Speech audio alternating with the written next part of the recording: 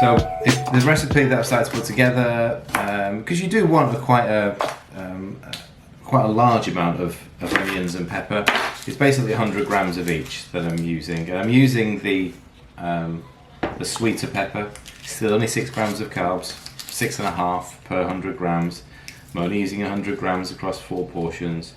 And I say this dish, based on 4 people or 4 portions, because you can always make a batch, stick it in the freezer, works out at it's actually under 9 grams of carb per portion. About 2 tablespoons of olive oil going in there to start with. I'm going to keep the heat nice and low because I'm going to just going to let these saute nice and gently.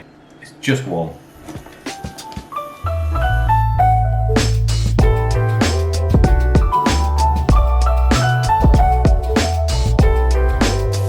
Really low heat.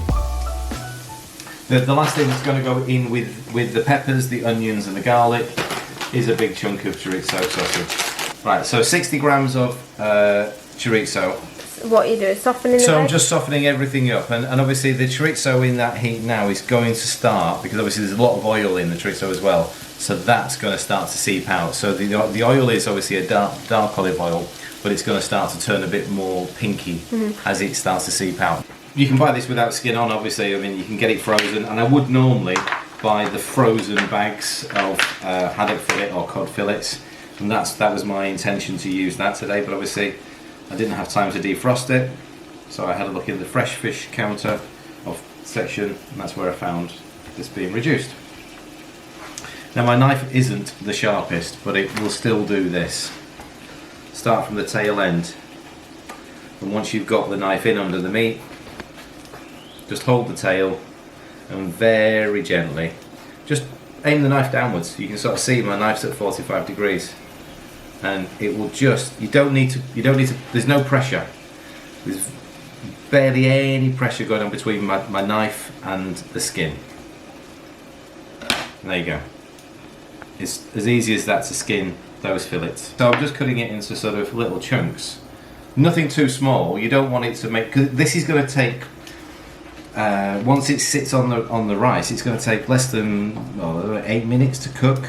I am going to use 200 grams per portion of cauliflower, so 200 grams. So in total I need 800 grams. The oil at the bottom of the pan has now turned that sort of orangey ready colour because of the chorizo. Everything is soft, nothing has gone crispy brown or anything like that. So that's ready for me to whack in the rice, season it up, a little bit of liquid just to cook it.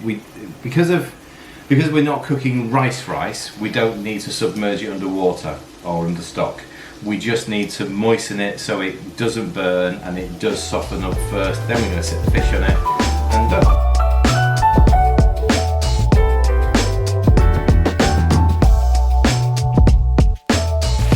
Right, okay. Oh, look at that colour. So firstly, the rice is in, and we're just going to combine it with the pepper, the onion. Liquid. Chicken stock, yes. Fish stock, if you're obviously using fish, yes. A little bit of water, because we don't need much in here. Absolutely fine. I'm using something different. Using whey? I'm using whey. This is what happens when you get into yogurt making. You've got to find a million different uses. So, because I'm now making my own yogurt, and I've got another batch on the go because the bloody 16-year-old has realised that my yogurt's better than the shop bought yogurt, so therefore he's converted. You get a rather large amount of whey. It's a couple of 100 mils, that's all I'm going to use. That'd be the equivalent of a couple 100 mils of stock. I'm going to turn the heat up. Confession time. And it's because I got carried away doing something else, and I'm renowned for forgetting stuff. We forgot to add the passata to the dish at the liquid point, so before the fish goes in. So it's just a couple of 100 mils of passata, which would have normally been mixed into the rice before you then layer the fish on top. It's just to give it a little bit of a deeper... Do you know what, I was wondering, I was like, It's a bit pale. Yeah, a little bit of a deeper colour. Right, okay, seasoning. This is smoked paprika, not hot paprika. We're paprika fans, you all know that, so there's a couple of good teaspoons of paprika going in there. You definitely need some salt in this. Cauliflower absolutely 100% needs salt. There's a teaspoon of that gone in. A couple of, I mean, it's probably going to be about half a teaspoon of chili flakes just sprinkled in. If you like it a bit spicier, add a bit more. And we've got some fresh flat leaf parsley. Stalks and all.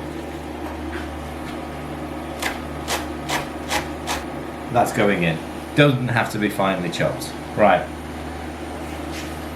I'm going to give that just a couple of minutes by itself while I just finish off the fish. And it will literally be a couple of minutes now. Okay, so it's nearly all of that moisture has already been absorbed. I'm not going to be adding any more to it because I don't want it to go sort of really stodgy and gloopy. I can always add a little bit towards the end if I need to, but just adding the fish. Sorry, you don't want to make it into a risotto, do you? No. So, just going to layer the fish on top. Right, I haven't added any more liquid to this. So I've put the fish in, I've stuck the lid on it, it's on a medium-high heat, and there's plenty of liquid come out of the fish now. So again, you can't see it down there, but it's like a stock now. And I'm just going to combine it together. So I didn't time that. Somebody else needs to let me know how long that took to cook. However, it'll probably be about 6-7 minutes. It definitely needs more salt. It's got a nice heat to it. I'm going to chop a bit more parsley to go on top to present it, and we're done.